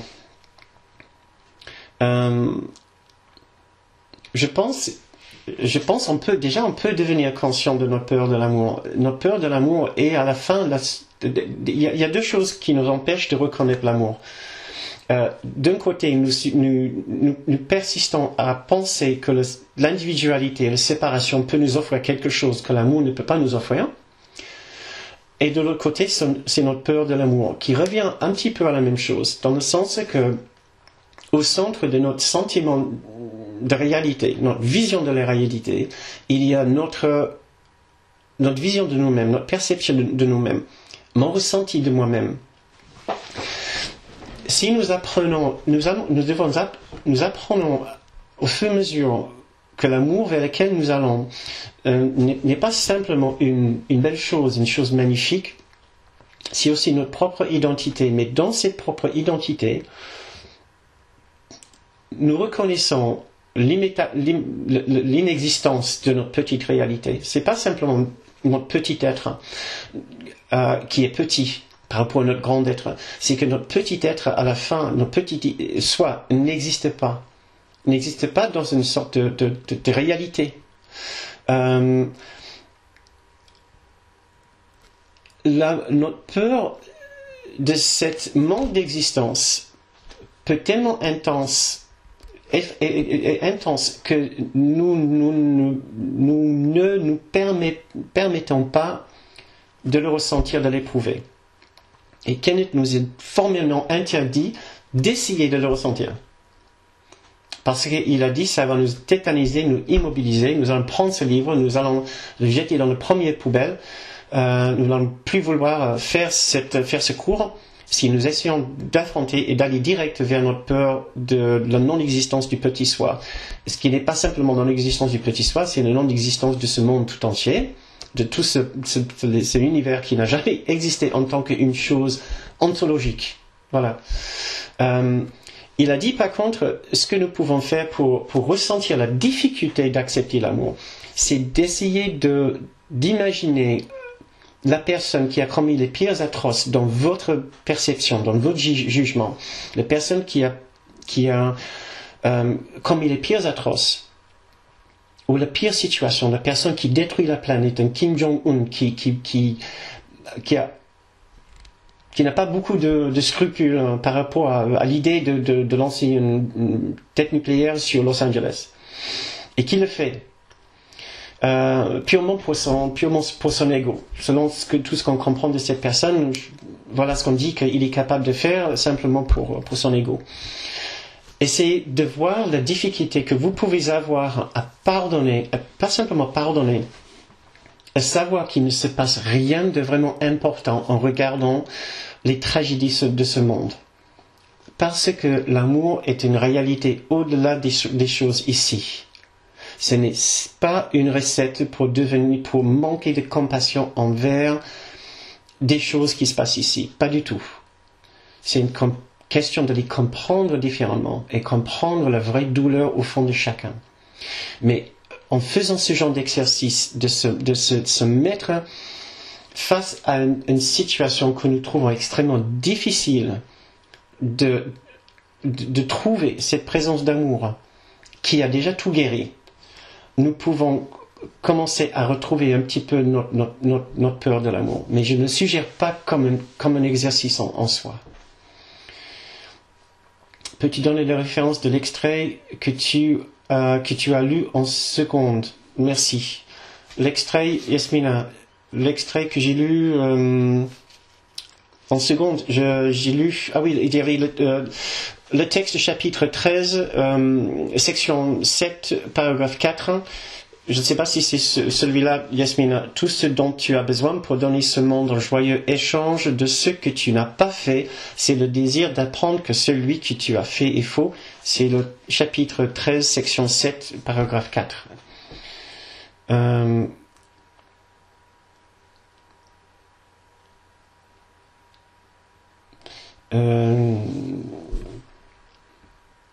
J'essaie de voir s'il y a d'autres questions.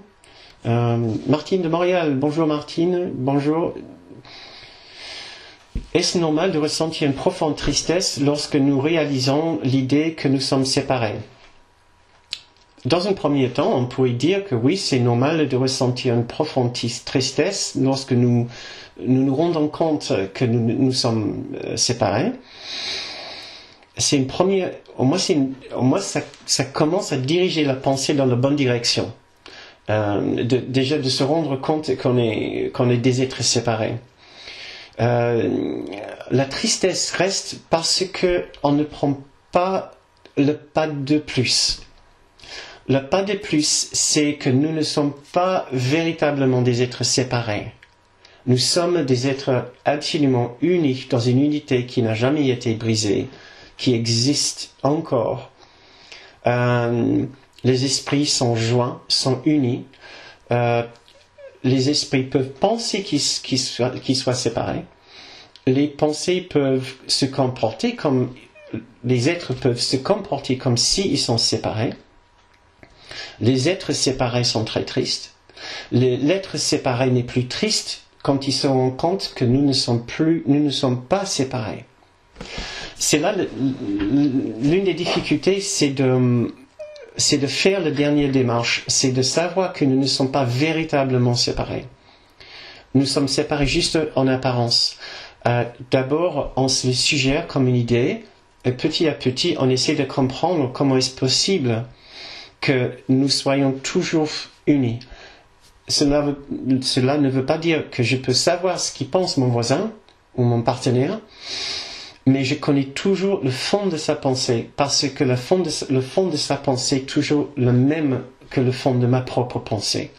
C'est toujours ce que nous avons dit ce soir, une idée de séparation suivie d'une pensée de culpabilité, de manque d'identité, de manque de satisfaction. Cela inclut aussi une certaine tristesse. Donc la tristesse est normale pour un état séparé, dans une condition de séparation. Mais nous devons utiliser cette tristesse pour revenir vers un souvenir de l'amour. Si vous travaillez avec le cours, peut-être vous travaillez avec le symbole de Jésus. Jésus, c'est simplement le souvenir, c'est le symbole qui nous aide à nous souvenir de la présence de l'amour. L'amour abstrait, pour la plupart d'entre nous, est une chose trop abstraite pour qu'on puisse l'approcher directement, pour qu'on puisse avoir une sorte d'accès direct. Le cours nous propose cette image, cette très belle image de Jésus, comme un être comme nous, mais qui a complètement atteint le souvenir de ce qu'il est en vérité. Il s'est réintégré dans sa propre réalité, et maintenant il symbolise pour nous celui qui peut nous aider à aller vers l'amour. Essayez de faire un effort d'aller vers un symbole, que ce soit Jésus, le Saint-Esprit ou un autre symbole, qui représente pour vous cet amour que nous cherchons tous. Et vous allez voir, au-delà de votre tristesse, il y a un profond sentiment d'amour qui vous attend. Mais c'est vrai qu'il va falloir que vous mettiez de côté votre pensée de tristesse. Vous devez le mettre en question. Est-ce que je suis triste pour la raison à laquelle je pense? N'insistez pas sur votre souffrance, sur votre tristesse. Si vous insistez sur votre tristesse, vous ne pouvez pas trouver la réponse qui est derrière. Il faut le relativiser, il faut dire peut-être ma tristesse n'est pas ce que je pense. Et il y a autre chose derrière. Est-ce qu'il y a d'autres questions peut-être? Le Saint-Esprit me guide, le Saint-Esprit me conduit au Christ, et où ailleurs voudrais-je aller à quoi? De quoi ai-je besoin si ce n'est pas de m'éveiller en lui? Ça c'est encore un autre bel extrait du cours. Est-ce que je suis en train de remonter peut-être le fil pour voir... Ok. Si vous n'avez pas d'autres questions...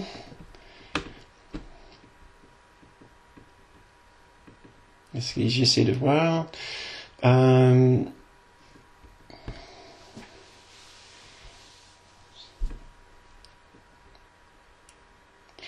Est-ce que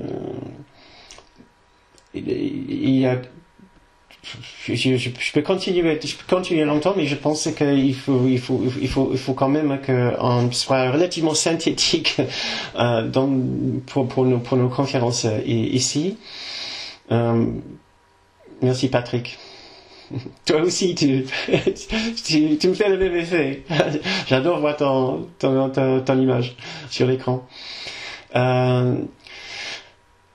Écoutez, je crois qu'on va peut-être finir pour ce soir.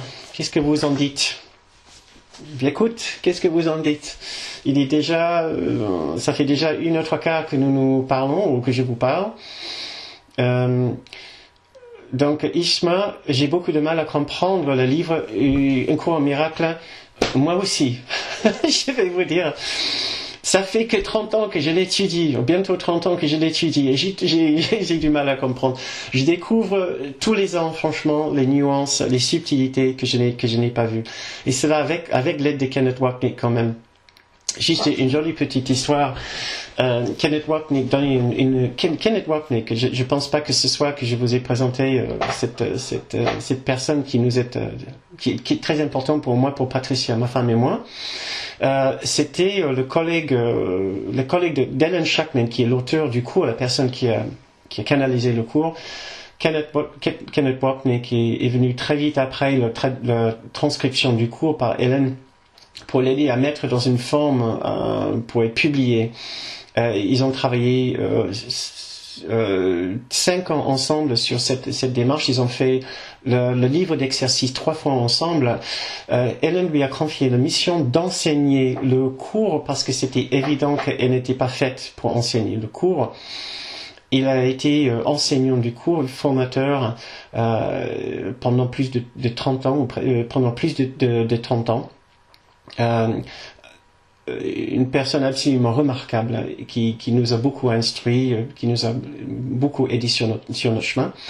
Il donnait une conférence et pendant cette conférence, il annonçait un heureux événement. C'était la traduction du cours en chinois. Et il y a quelqu'un qui se levait dans le public, quelqu'un qui s'est présenté comme un ingénieur. Il a dit, je suis ingénieur et moi j'ai envie de vous poser une question. Quand est-ce que vous pensez traduire le cours en anglais? Et c'était comme pour dire que le cours est très difficile à comprendre, même en anglais. Donc c'est certainement pas une difficulté, une déficience intellectuelle, ce n'est pas une difficulté parce que la traduction est difficile à comprendre. Le livre est très subtil, très nuancé, utilise des symboles, mais principalement nos difficultés à le comprendre, c'est parce que les idées nous confrontent au plus profond de nous avec nos conceptions de la réalité. C'est pas simplement une remise en question de nos concepts. C'est une sorte on peut le prendre comme une dévalorisation de nos concepts de la réalité. Il est pas simplement en train de corriger, de nous donner d'autres concepts de la réalité. Il est en train de dire que nos concepts sont tellement faux que vous ne pouvez pas imaginer ce que c'est la réalité. Et cela nous fait très peur. Et ça nous mène dans une confusion énorme. L'image de la réalité qu'il est en train de nous présenter est tellement différente de tout ce que nous avons compris. En comprenant, en commençant avec cette simple idée, on peut se poser la question, mais à qui est-ce que ce cours est adressé? Quand l'auteur il dit dans ce cours « tu », qu'est-ce que vous êtes en train de comprendre? Qu'est-ce que vous comprenez quand vous lisez « tu » ? Et vous pouvez être sûr que vous êtes dans l'erreur. Le « tu » auquel ce cours est adressé n'est pas le « tu » en train de lire les mots. C'est un « tu » au-delà de ta propre identité personnelle. C'est à la partie de nous qui est au-delà de notre propre petit psyché. Et si nous pensons qu'il est en train de nous parler à notre petit être, nous allons être très confus. Parce qu'il va commencer à dire des choses qui ne correspondent pas avec ce que nous pensons, avec ce que nous pouvons éprouver, comme une expérience ici. Notre petit être ne peut pas éprouver les choses dont il parle. Et à ce moment-là, nous sommes obligés de basculer vers notre compréhension de ce tu auquel il parle. Et là, c'est vraiment le sujet pour notre confiance. Mais c'est juste pour dire que ce cours est bien plus complexe et bien plus nuancé que ce que nous pensons. Mais ce n'est pas un problème. Essayez de faire des exercices, essayez de trouver des passages du cours qui vous parlent. N'essayez pas, je conseille aux gens de ne pas le lire si vous avez une difficulté à le lire. N'essayez pas de le lire du chapitre 1 au chapitre 31. Essayez de l'ouvrir et de trouver des passages qui vous parlent. À trouver ce que vous voulez faire, c'est de trouver une relation, c'est créer une relation avec la présence derrière, avec l'auteur. Et c'est ce qui va vous aider à éplucher et à approfondir votre expérience et votre compréhension de ce cours, mais d'une façon progressive. Donc tu continues. Souvent je suis déstabilisé et je me dis que je ne comprends rien. Je voudrais vraiment vous rassurer, Ishma. Nous sommes tous déstabilisés et Kenneth nous disait, si vous n'êtes pas déstabilisé par ce cours, alors vous n'avez pas compris ce qu'il est en train de dire. Si vous n'êtes pas déstabilisé, vous êtes sûrement en train de nier un tas de choses, un tas de peurs, un tas de différentes pensées, d'inquiétudes. Vous n'êtes pas en train vraiment de l'intégrer ou de le prendre au sérieux. Vous êtes en train de passer dessus. Donc c'est déstabilisant. Et il faut que ça soit déstabilisant. On ne veut pas que ça soit trop déstabilisant et on ne veut pas que ça nous rebute, certainement pas. Mais il est déstabilisant parce que nous sommes dans une sorte de stabilité ici, mais ce qui n'est pas une stabilité bienfaisante. C'est une stabilité malsaine. Alors, il doit nous montrer que notre stabilité ici est malsaine. Déjà, ça c'est déroutant. Et après, il va nous présenter une autre stabilité. Mais cette haute stabilité semble tellement décalée avec là où nous sommes que c'est aussi, ça peut être perçu et éprouvé comme quelque chose d'assez déstabilisant. Alors, je vous encourage de trouver des passages qui ne vous déstabilisent pas, au contraire, qui vous réconfortent, parce qu'il y en a beaucoup aussi. Je ne voudrais pas que votre lecture, votre expérience avec le cours ne soit que une longue période de déstabilisation. Il faut aussi que vous trouviez quand même du réconfort. Si vous devez trouver ce réconfort dans les livres d'exercice, alors cherchez dans le livre d'exercice. Si vous devez le trouver dans un chapitre, dans le chapitre 31, regardez dans le chapitre 31, la section choisis à nouveau, for they have come, puisqu'ils sont venus. Il y a quelques très très jolies sections dans le chapitre 31. Ne cherchez pas à vous provoquer avec les chapitres les plus difficiles, si vous voulez. Trouvez les choses quand même qui marchent pour vous dans un premier temps. Et ce qui est primordial dans toute étude d'un cours en miracle, c'est d'apprendre à prendre tout avec légèreté. L'humour est extrêmement important dans l'étude de ce cours. Kenneth Wapnick lui-même était quelqu'un de très très drôle. Et il était aussi, il avait une capacité de nous détendre, parce qu'il savait qu'on avait peur, on était déstabilisé. Il faisait tout ce qu'il pouvait pour nous détendre, pour qu'on soit à l'aise, et pour qu'on commence à rire et à rigoler un petit peu. Il sortait, même je l'ai pas avec moi, il sortait de temps en temps une plume d'oiseau, avec laquelle il venait pour nous chatouiller quand on prenait les choses trop au sérieux et quand il nous déstabilisait trop. Il savait que c'était déstabilisant. Donc, essayez de trouver les parties réconfortantes qui réconfortent les parties du livre qui vous réconfortent, et essayez aussi de savoir c'est pas si sérieux que ça. Notre problème au début, c'était que nous avons pris au sérieux cette idée de séparation. comme je vous ai dit au début de cette soirée, dans l'éternité où tout est un, s'est glissé une minuscule et folle idée de laquelle le Fils de Dieu, ce que nous sommes tous dans le symbolisme du cours, de laquelle le Fils de Dieu ne s'est pas souvenu de rire. De rire. C'est tout ce que nous devons faire maintenant. C'est d'apprendre à rire de là quand nous avons oublié de rire. 2 phrases plus tard, il parle d'une blague. Il dit que c'est une blague de penser que le temps peut venir, peut circonvenir, pour briser l'éternité. Il dit c'est une blague de penser que ce monde peut venir pour détruire l'éternité. L'éternité est toujours présente, l'amour est toujours présent. C'est une blague de penser autrement. Ça aussi, nous pouvons entrer, je dois faire sûr d'entrer ça dans notre étude sur ce thème, comment accueillir l'amour. Nous l'accueillons avec légèreté, avec bonne humeur et avec un petit rire joyeux.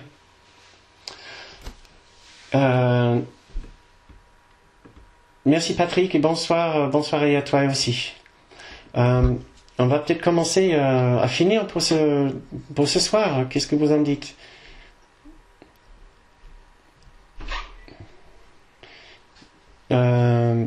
Bon, ça y est, je pense que on va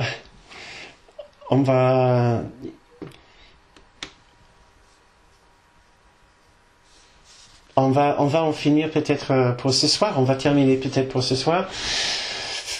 Je voudrais vous remercier beaucoup pour votre présence ce soir pendant presque 2 heures.